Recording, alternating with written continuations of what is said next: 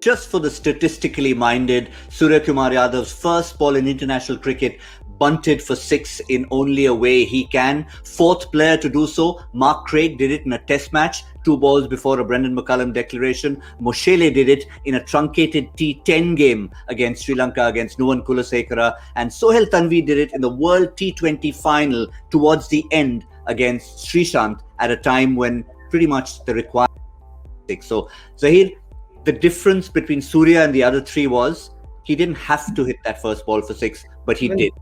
Don't mention this to Surya, because he'll not be happy if you read out this kind of list to him. I think so. I think he'll be happy that he's got the score 50 plus. On actually technically the batting debut, you can say. He didn't get to bat in the first match which he played, but he'll be happy with that. I think if you're comparing those kind of numbers with the greats, he'll be happy to be part of that list.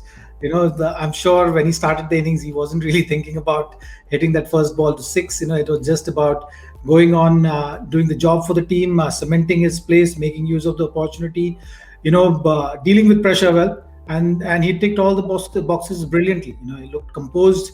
Once again, another player who's got the opportunity to play didn't look like playing his first innings at this level. So I think there is something that all the youngsters which are coming up, they seem to be prepared. They seem to be ready to take on the big challenge. And once you make a statement like that, Michael, you briefly alluded to it. How are the seniors going to respond to it? Rohit Sharma, KL Rahul, Virat Kohli, all of them didn't quite get as many as they would have liked. So it's that healthy competition that makes this a team to compete with a side like England, who have ticked so many boxes. Yeah, I mean, it's India have just got to be careful that you're so close to a T20 World Cup. Positions that are in concrete, i.e. Virat Kohli, he has to bat at number 3.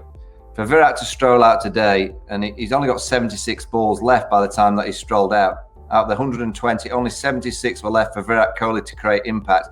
And he had to go too soon. He had to dance down to Adil Rashid to try and force the issue. You want Virat Kohli strolling out there in any situation at number 3 to give himself as many balls as possible. He can get 100 in T20 cricket. He can have massive impact. He's going to win the game for India by having more balls. So I don't think they got their order right. Suryakumar Yadav is a player. I think he can bat anywhere in that top 5. He's such a wonderful gift. And I think India have really got to look closely. I know Ishan Kishan was injured for today, but they really have to look closely, particularly in this year's IPL. If those players go and do it again, and it'll be the 3rd year that they've pretty much been the highest scorers and been very consistent, they have to throw them into the T20 World Cup team, not the squad, the team, because they know how to play T20 cricket and they know how to win games of cricket in T20.